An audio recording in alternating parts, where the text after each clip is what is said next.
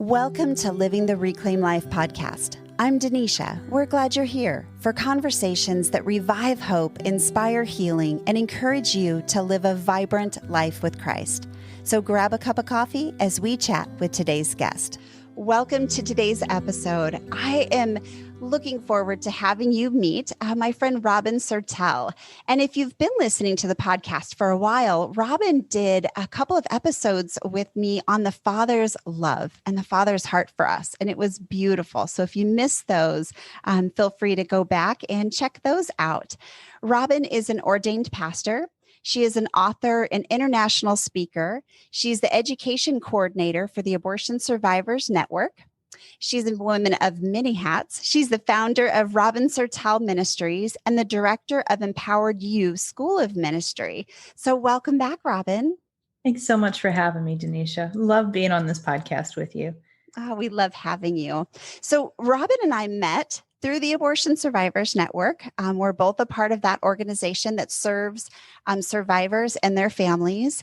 And as we met through that, we kind of became instant friends. And just today, we were talking and we realized that we have the same middle name. So my middle name is Dawn, Denisha Dawn. And now everybody's going to say, Denisha Dawn. That is exactly what happened when I was young. It was Denisha Dawn. I knew I was in trouble. But my middle name is Dawn and your middle name is Dawn. Many of us have stories about how we got our names. My mom always told me that mine symbolized the dawn of a new day. And I didn't realize until later on in my life just how significant that was at the time my mom named me for her and her life. And Robin, you were named under some unique circumstances. And I want to let our listeners know that this may be a sensitive topic, as Robin was born alive during a procedure that was meant to end her life. She has a name. She has a story, and we have the privilege of learning her story today. So, Robin, will you share that with us? Thanks so much, Denisha. It's actually kind of a fun story. As you shared, we're both part of the Abortion Survivors Network, and I am an abortion survivor. So my name really was not something that was picked out ahead of time. There were no baby spoons made with my initials on it or anything like that. And they didn't plan to have any name for me. I wasn't expected to be alive. During the pregnancy with me, my mother tried 3 times to abort me using a saline infusion abortion. What that means is, in a saline infusion abortion, a woman goes to a clinic, the abortionist will put a deep tissue needle through into the amniotic fluid, draw off some of the amniotic fluid, which is so life-giving to the baby, and replace it with this poisonous solution. It's toxic, it's very salty, and it's designed to burn the baby inside and out.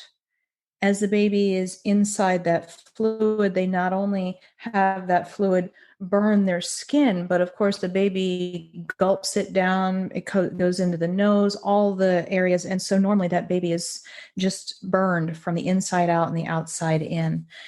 When my mother tried that the first time, she was made aware that she was supposed to go back and give birth within about 3 days, and that never happened. And they found signs of life. So they tried the same procedure, not once, not twice, but 3 times.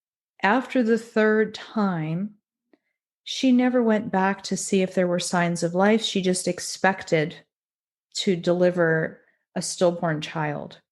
When she went into labor, my mom and dad were married. They went together to Methodist Hospital in Philadelphia. They didn't bring baby clothes or a bag. Car seats weren't a thing when I was born, but they didn't bring anything. They weren't prepared to bring a live baby home. They were prepared to go through with the end of the abortion step.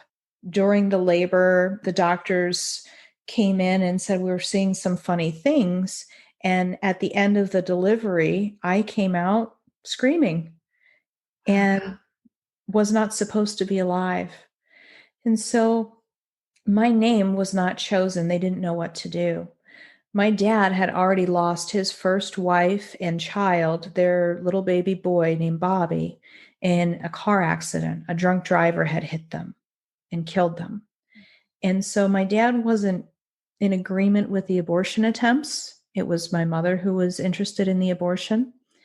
But when I was born, the doctors apparently had a conversation with my dad as they were trying to calm my mother down. She was apparently very angry that she had paid all this good money for these 3 different abortion attempts and it didn't work. And so I guess I'm kind of like the puppy that gets dragged home by the kids and they go, "Can we keep it? Can we keep it? Can we keep it? Mom, can we please? Can we keep it? Isn't it so cute?" And as they were trying to determine whether to send me off to the NICU or just lay me aside, as they say, which means to set the baby aside to die. That happens quite a lot, actually, unfortunately, to abortion survivors.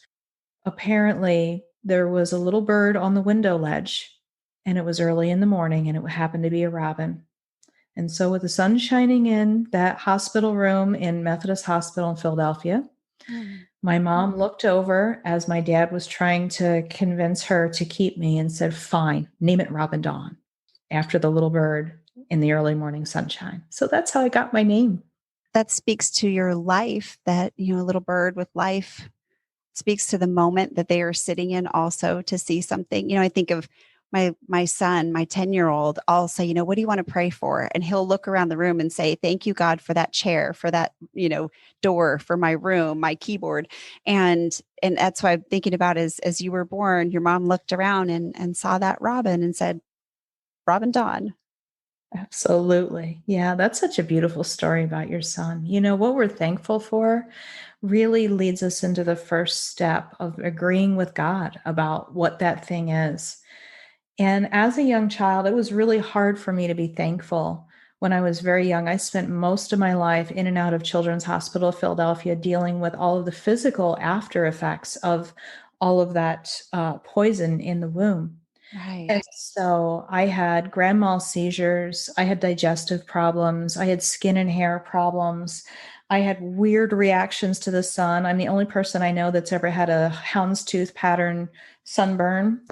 I've had strange blisters break out, allergies to everything. And so I would learn to be grateful for just kind of, as my dad would say, every day you're not pushing daisies is a good day. And Mm. what that meant was that the soldiers that he used to fight with when he was in the Navy years ago would talk about things in those terms. And if you're pushing daisies, it meant you had been buried and you were looking up at the underside of the plants and the flowers. Not that you would be alive to see that, but that was just a phrase that they used. And so I started as I was in my childhood years to kind of frame things in that way, that any little thing I could be grateful for, like your son with that chair, that was a good thing for me. I didn't grow up in a church or a saved home, so I didn't even know that gratitude was something that was a good thing to do from the Lord. I knew it helped me to have peace. Yeah. As I got older, some of the symptoms diminished, and I noticed that I was able to start to go out and live life. I was told I would never walk. I was told I would never talk. I had to have some surgeries on parts of my body to help them to work more functionally. I had a ton of testing. I also had a lot of abuse in my home. Some abortion survivors grow up with their bio mom, some are adopted. And with me, even though they decided, okay, you can kind of quote unquote keep the puppy, there was never a place made in the family for me. I was always kind of this burden, this afterthought. And so by the time I was 11, that was very uncomfortable, and the abuse was really coming to a head. And I ended up going from living with my mom, who had divorced my father when I was very young, to moving into living with my dad.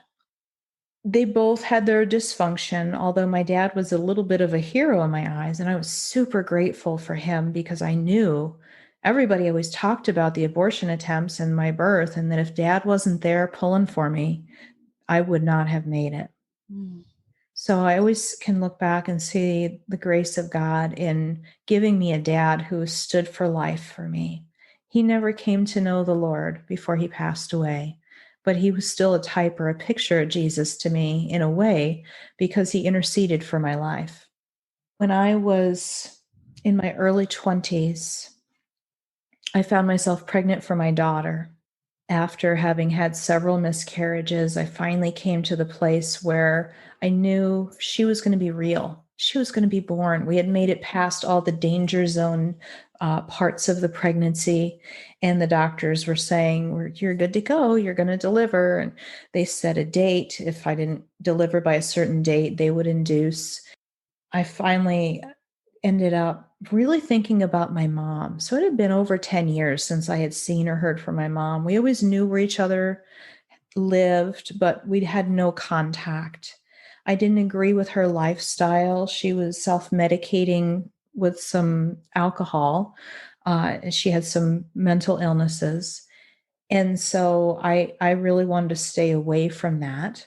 I didn't really feel like she had any place in her life for me. And I was trying to figure out all the things that a young adult tries to figure out on their own. And I finally had this really overwhelming feeling in all of the pregnancy hormones and everything that a young mom goes through that, this baby's going to need grandparents. And I would really like our family to be connected. So I picked up the phone and I dialed my mom's number for the first time in over 10 years. And I explained to her that she was about to be a grandmother. And I told her my daughter to be his name. And I just simply told her, I don't understand why you made the choices that you made. I don't know what you were thinking. It doesn't make any sense to me, but whatever it is, I forgive you. And that was before I even had a relationship with the Lord. And my gosh, the whole atmosphere changed. I was in Rochester, New York. She was in southern New Jersey. There were several hundred miles between the two of us. We were on a long distance call back when we had landlines and long distance phone bills. Mm-hmm. So you wanted to keep it kind of brief. But we both sat in this silence that was pregnant with grace. Mm, And nobody knew what to say. I I didn't have bet. a relationship with the Lord yet, and she never came to know Jesus, as far as I know. Maybe she did in her last moments. Nobody has control of that, right? But the air on both sides, the atmosphere, I guess I should say, was so pregnant with grace. And she just finally kind of gathered herself together and started to ask some questions about how we could connect in person. And I don't remember the details of how all of this worked out, but within a short time after my daughter was born, my mom and her husband packed up their Buick with a whole bunch of baby items and drove from southern New Jersey to Rochester, New York. And they came and they met me, met my daughter, met my husband, brought a bunch of baby things, and we never had the close, loving, warm, grandma's going to bake you cookies and always is in the kitchen with an apron on sort of a relationship. We never got the picket fence around the little house or any of those sorts of things. From that time, which is when I was about 21, till this past fall, when I was 46 and my mom passed away, we were able to have phone calls about once a week. We were able to visit with one another in person every 3 to 5 years. My kids knew they had a grandmother who wasn't, she had problems. They would call her Grandma in Carolina. We lived in the Northeast and she lived near Myrtle Beach. And so they would kind of say that, and you could almost see their hand pushing her down, like they're just keeping her there for safekeeping. Grandma's got to stay in Carolina. But they did want to visit her from time to time. They just want to know that they were okay with her and she was okay with them. And she made sure that she bought a house that was big enough that we had bedrooms for everybody when we would come and visit. And it was tenuous when we met together, but we definitely had grace for each other. We understood we had very different value systems. But one of the last things that happened before my mom died is she loved to go on cruises. We both have this travel bug. She loved to cruise, and I like to travel by RV. I fly too, but my favorite is by RV. But she would go on cruises for over 80 days at a time. Wow. Yeah, imagine setting up a life that allows that 2 to 3 times a year. Kind of crazy, right? I went to visit her after she came back from one of her big long cruises. And one of the places she visited was the Mediterranean. And she handed me this little bottle and she says, "Here, this is for you." And I asked her what it was. And it was this little bottle of holy water from what they believe to be Mary's house in Mm, Jerusalem. She said she went on this tour. And as a Christian, I know that some of the places in Israel, the tourist people have changed one location to another, and we don't know exactly for sure in some of the tourist areas. Some of the places in the Bible we would love to say, oh, this is that. We're not 100% sure, but in her heart, she went to a place that was important to me, and she got me something as a love gift and mm, brought it back. And she says, "I know this is important to you and Jesus. So here you go, kid." mm. Kid was over 40 years old, and that felt a little strange. But just the fact that she tried, not that we ever meshed our value system, but I feel like grace doesn't always have to change people totally. Grace makes space for people to be authentically who they are. Yeah. Oh, it sure does. And, you know, hearing your whole story, Robin, how old were you when you found out that about the abortion attempts? How old were you when you found that out? I was 9 years old. 9 years old. Wow. You knew at 9 years old. And I'm sure then you didn't understand what it meant to have survived an abortion. But as an adult, you knew your whole life as you grew up and began to form your identity, you had that piece of your story. And I think of as you went on to have children of your own, that grace is so evident in your life at the fact that the birth of your daughter, you picked up the phone to bridge a 10-year gap in your relationship with your mom. There is so much grace in that, friend. Many of the survivors that we know were raised by their biological parents, as you were. Many were placed for adoption and raised by wonderful families. You were raised by your biological mom in abuse and then by your dad. How did you get to that place of grace? What did your processing look like, Robin? That initial phone call when my daughter was being born was something where I can honestly tell you, Denisha, God sovereignly stepped in. Mm. I had no processing prior to that. I really had no counseling that helped me to get to that place. I had no support system that encouraged that. I just felt like it was what I was supposed to do, and I did it. I didn't have a relationship with the Lord yet. I wasn't going to church. And I can just honestly say, looking back, the Lord moved on my heart and I was obedient, and I didn't even know that's what was happening. Isn't that That's, beautiful? They can do that when we don't even know. That was a very bold step for you at that time to take. yeah. As I got older and I became more, I guess I would say, a part of the process, you know, um, I have a wonderful relationship with the Lord now. And a lot of my process has just been relational with Him, just talking to Him and listening and then being obedient, trust and obey. There's no better way. So as I've grown, the Lord's really, really taken me back to that passage in Matthew 18, verses 21 through 35, and taught me about forgiveness. And forgiveness and grace really dovetail together. In John 20, verses 22 and 23, Jesus walked through a wall in his resurrected self and came and imparted the Holy Spirit. And the very first thing he tells us to do is to forgive, and that he's got our back with that he's in total agreement with that. And so I felt like if it was that important to the Lord, it really always sat heavily on my heart to forgive. And I feel like forgiveness is such a huge key in that grace process, because if you can't forgive, the word grace really is best translated the supernatural empowerment to bring God's kingdom solution to be here in the natural. Mhm. Grace in the Hebrew is the fifth letter of the alphabet, and the word picture in the Hebrew is of the window where we literally pull the supernatural into being in the natural. Mm. And that word that goes with it, as far as the alphabet, is hey. So, hey, let's bring it to be in the natural. And so, as we look at how God's working everything out, we kind of have to make space for the fact that He doesn't always give us all the details here in the natural. Sometimes we have to pull things in through that window that we don't even see exist yet. Sometimes there are solutions that we don't even know are there. And I feel like my relationship with my family has always included that.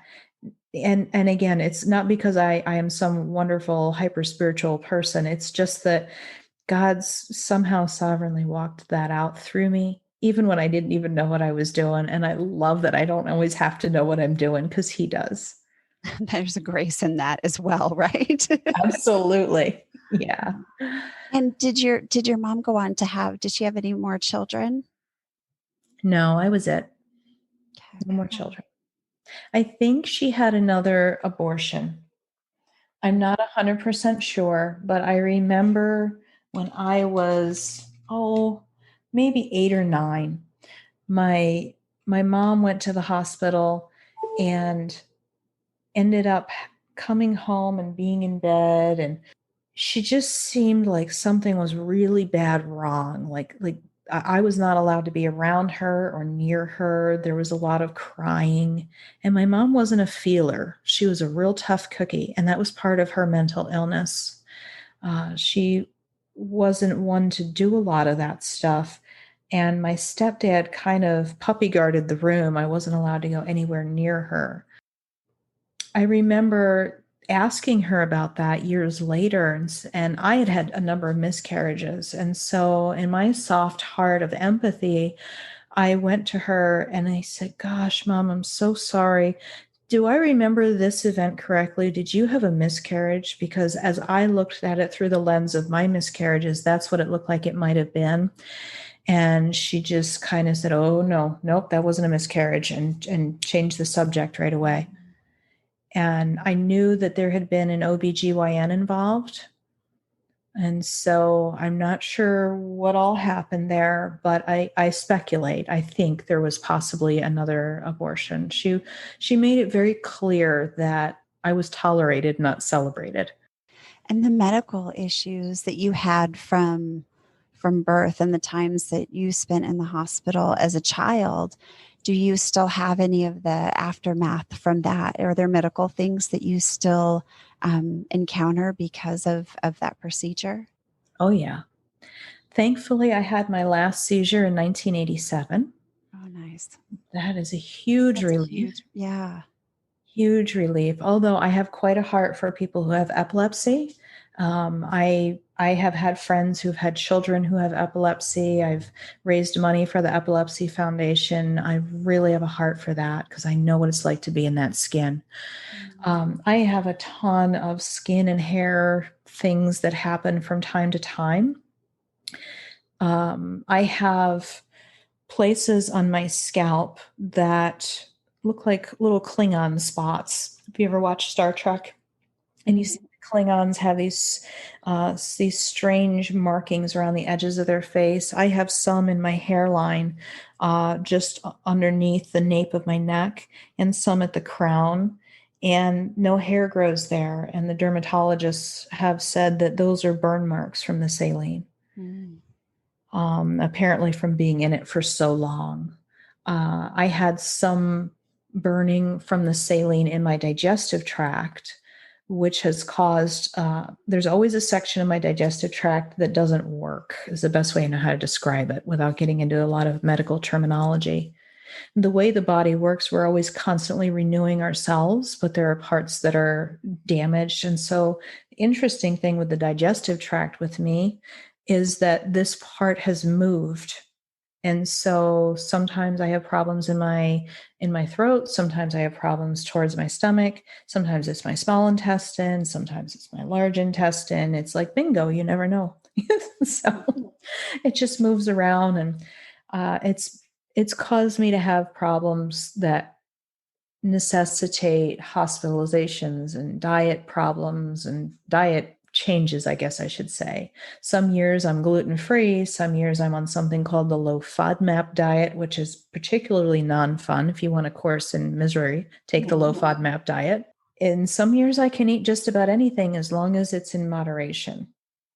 If I get zealous and say, oh, I really love, for example, my favorite ice cream, salted caramel.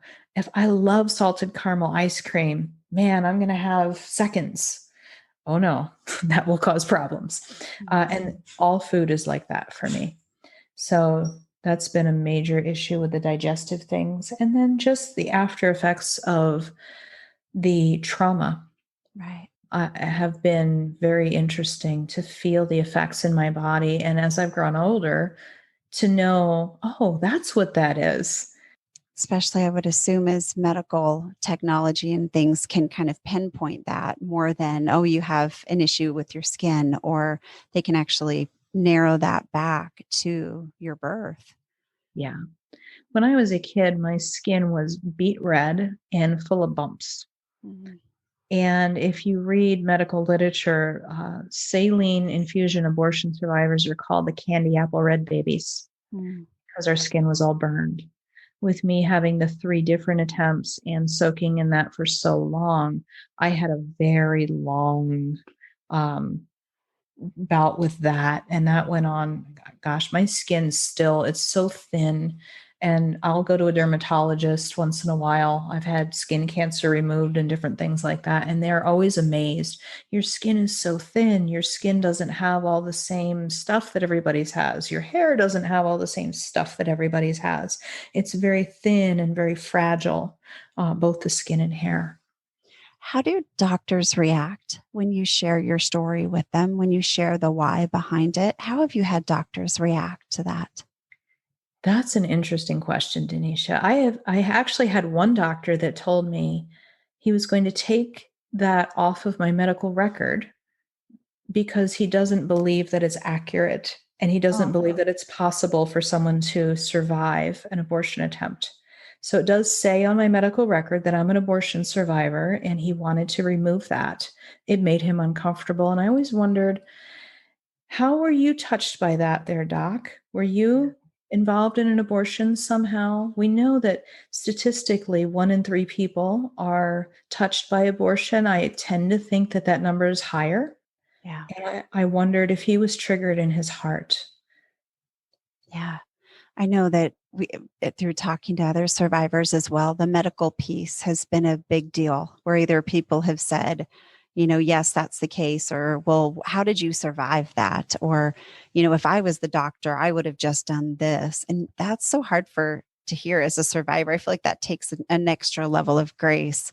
I realize that some of our listeners may not necessarily relate to being an abortion survivor, right?